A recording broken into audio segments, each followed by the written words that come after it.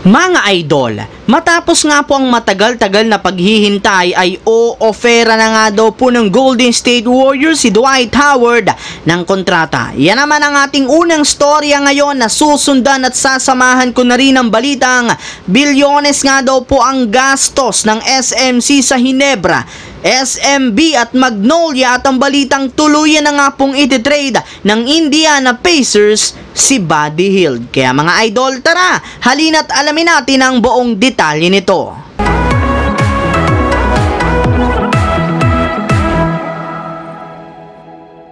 Ang videong ito mga idol ay hatid sa inyo ng Aurora Game, isang play-to-earn mobile app na kung saan pwede kang kumita habang nag-e-enjoy ka. Maraming mga games dito mga idol gaya ng Color Game na alam kong siguradong mananalo kayo. Dragon versus Tiger na simple lang pipili ka lang kung Dragon ba o Tiger ang mananalo. Meron ding Toss a Coin na alam kong alam nyo na at marami pang iba. Sobrang dali lang mag-register gamit lang ang iyong mobile number, hintayin ang verification code at gumawa ng password. Madali lang din mag-cash in at pag panalo, cash out agad gamit ang iyong GCash account. Kaya ano pang hinihintay nyo mga idol?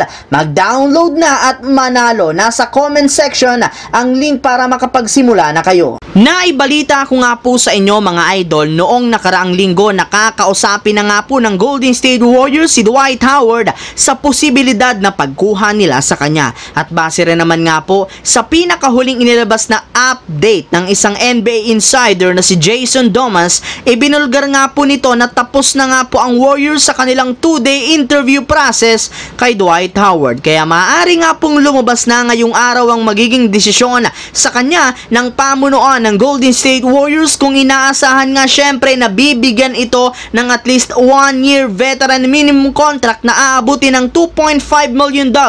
Ayon pa nga po sa lumabas na balita, payag na rin naman nga po ang ilang mga veterano sa ideya na pagsali ni Dwight Howard sa kanilang kasalukuyang lineup. Sa katunayan, pupunta na nga mismo si Howard sa Los Angeles upang makipag-workout kasama sina Chris Paul at Draymond Green. Kaya dahil nga po sa kalagayan ngayon ni Dwight Howard sa Warriors, mukhang mapapabilang nga po siya ngayon sa bagong binuong triple tower ng kanilang team kasama sina Kevon Looney at Usman Garuba, kung saan mas papalakasin nga nito ang kanilang front court na ipangtatapat nila sa lahat ng kanilang mga makakalaban sa darating na season. Isa pa, dahil nga dyan nangangamoy na nga po na isang malaking pagbabago ang mangyayari ngayon sa Warriors, gayong mukhang mas magagamit na nga po si Coach Steve Kerr ng mas madalas na big lineup sa kanilang mga laban sa pagkakaroon nila ng triple tower. Samantala, pumunta naman tayo sa ating pangalawang storya sa balitang bilyones nga po ang gastos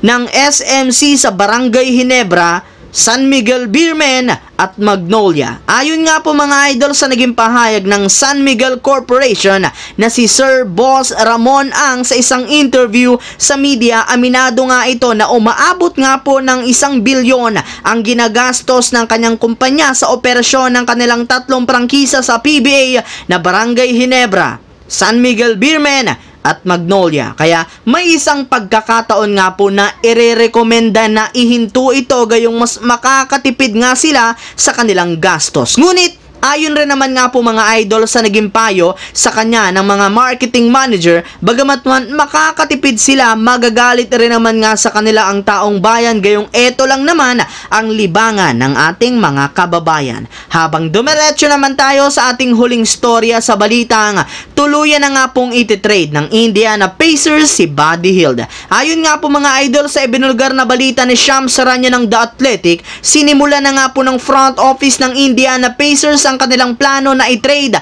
ang kanilang player na si Buddy Hield matapos mabigo sila sa pakikipagnegosasyon dito na mabigyan ng bagong contract extension. Kaya dahil nga po dyan, naghahanap na nga sila ng iba't ibang mga kupunan na posibleng kumuha kay Buddy Hield sa pamamagitan ng trade. At isa nga po sa mga nabanggit na kupunan ngayon na maaari nga pong makipag-agawan kay Buddy Hield ay ang Los Angeles Lakers at Philadelphia 76ers na matagal na rin namang plano na kunin exponent siya noon pa man sa pagiging sharpshooter nito sa pag-average niya ng 16 points, 5 rebounds sa kanyang 42% shooting sa 3-point line. So yun lamang mga idol ang ating bagong video na ating pinag-usapan ngayon dito sa aking YouTube channel. Once again, this is your J-Zone TV. Huwag kalimutang mag-like at syempre mag-subscribe.